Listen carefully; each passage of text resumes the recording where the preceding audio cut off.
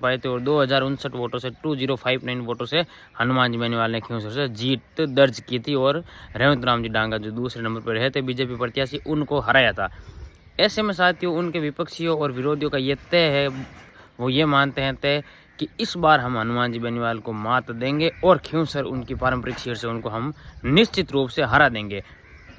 क्योंकि हनुमान जी बेनीवाल लगातार खींवसर सीट से कमज़ोर होते जा रहे हैं और खींवसर की जनता का उनके ऊपर से विश्वास उठता जा रहा है और हम हनुमान जी बेनीवाल को इस बार पक्का हरा देंगे। ये बीजेपी और अन्य पार्टियों विपक्षी पार्टियां है जो हनुमान जी बेनीवाल की, उनका साथियों ये मानना है। अब इस पर साथियों हमने कुछ आरएलपी के कार्यकर्ताओं से बात करी, कुछ राजनीतिक विशेषज्ञों से बात करी, तो साथियों उनका यह कहना है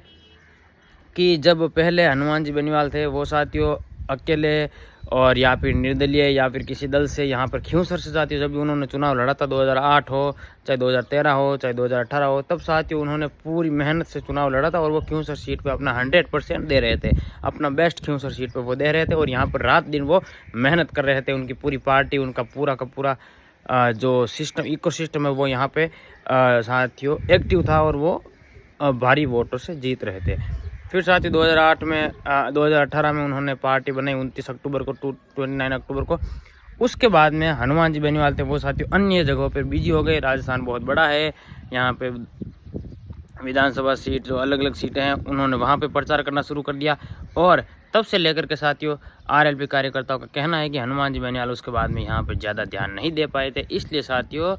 2019 में या 2023 में रिजल्ट कम रहा था। लेकिन इस उपचुनाव के अंदर 2024 के खींवसर उपचुनाव के अंदर हनुमान जी बेनीवाल 100% अपना खींवसर की सीट को ही दे रहे हैं। वो रात दिन वापस अपने ही लोगों के बीच में है, अपनी जनता के बीच में वो भरपूर उनको प्यार मिल रहा है और इस बार वापस वोटों का अंतर है वो साथियों 20-30 हज़ार होगा, ऐसा आरएलपी कार्यकर्ताओं का मानना है कि इस बार हनुमान जी बेनीवाल अपना 100% अपना बेस्ट वो यहीं पे दे रहे हैं। और साथियों उनका कहना है कि जब 2023 का इलेक्शन था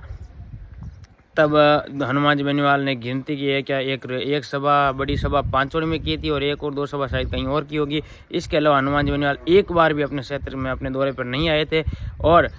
इस वजह से वहाँ पे जीत का अंतर कम रहा था। लेकिन वो बड़ी बात ये मानते हैं कि जब हनुमान जी बेनीवाल ने सभाएं नहीं करी, अपने लोगों के बीच में नहीं आए, उसके बाद भी साथियों खींवसर की जनता ने उनको विधायक बनाया, तो ये आरएलपी का कार्यकर्ता इसको बहुत ही बड़ी बात मानते हैं।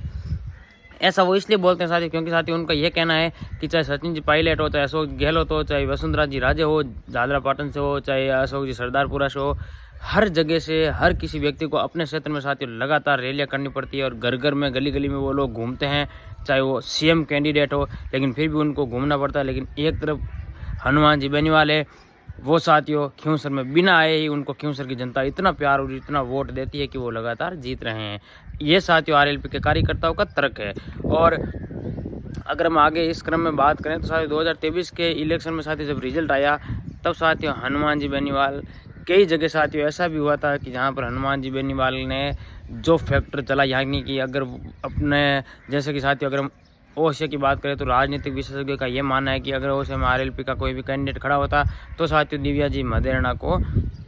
हार का सामना नहीं करना पड़ता और भी अन्य सीटों पे साथियों हनुमान बेनीवाल का फैक्टर है वो काम आता है और वो साथियों जीत हार तय करता है। भले आरएलपी के कार्यकर्ता आरएलपी के प्रत्याशी को जीत ना मिले, लेकिन साथियों जीत और हार में ध्रुवीकरण की वजह से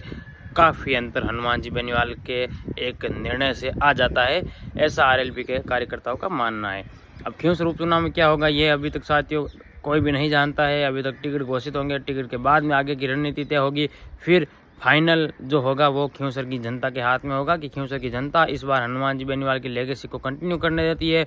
या फिर अन्य दल को खींवसर से मौका देती है, ये देखने लायक बात होगी। और साथ ही खींवसर उपचुनाव से संबंधित अन्य अपडेटों के लिए हमसे जुड़े रहे।